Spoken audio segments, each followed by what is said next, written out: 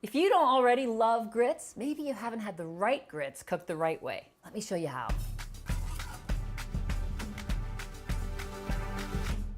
So the secret to really good grits is to use the right grits. That means not an instant grit, but instead a stone ground grit. A stone ground grit is simply the corn that's been ground by a water pumped wheel. And you can get them in all different kinds of colors. You can get white grits made from white corn, yellow grits made from yellow corn. You can get coarse grits, which give you more texture, and you can even get blue grits. But the key is to get stone ground grits so that you're not using the instant. Now, of course, the biggest challenge to making grits in the morning is that it does take a little bit of time. But there's a trick. If you soak them overnight in the same quantity of water as you're going to use the next day, you can just start cooking them and they cook in half the time.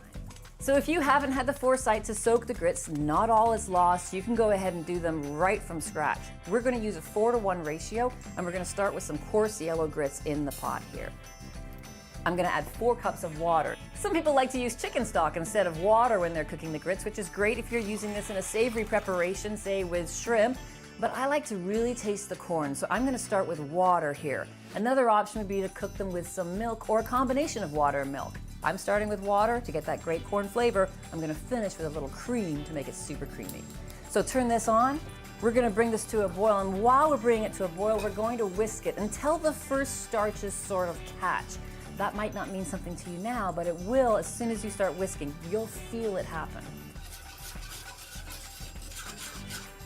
Now this will take as long as it takes the water to boil, so it could take 5 minutes.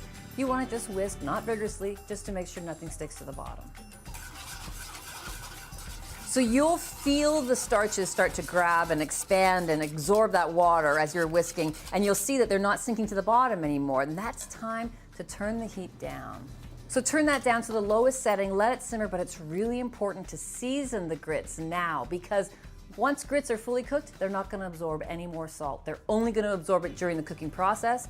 So we're going to add some salt to our grits at this moment. Now, lowest setting, lid on.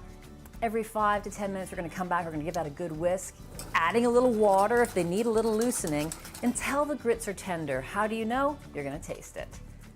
Now, different grits, fine grits, coarse grits, take a different amount of time to cook. Finer grits take less time, coarse grits take longer, so it could be anywhere from 30 to 45 minutes. These are so delicious.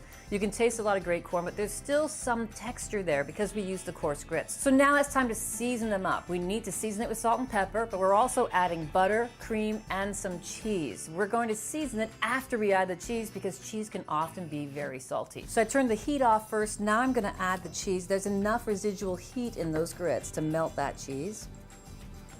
I'm going to stir in a little bit of cream to loosen it, and that's also going to make it beautifully creamy. And we're going to add butter. These are seriously looking delicious. Let's taste it one more time, and then we're going to season it with salt and pepper. You don't have to only use cheddar. You could use any cheese you want. Fontina would be beautiful in there, some Parmesan cheese. You can even put a little bit of blue cheese on grits if you're so inclined.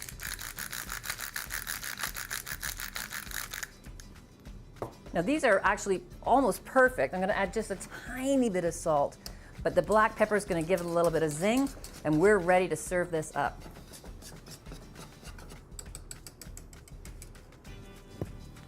So grab a bowl, pour in some grits,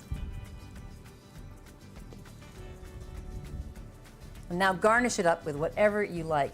A little bit of chives, a little more cheese, and you are good to go.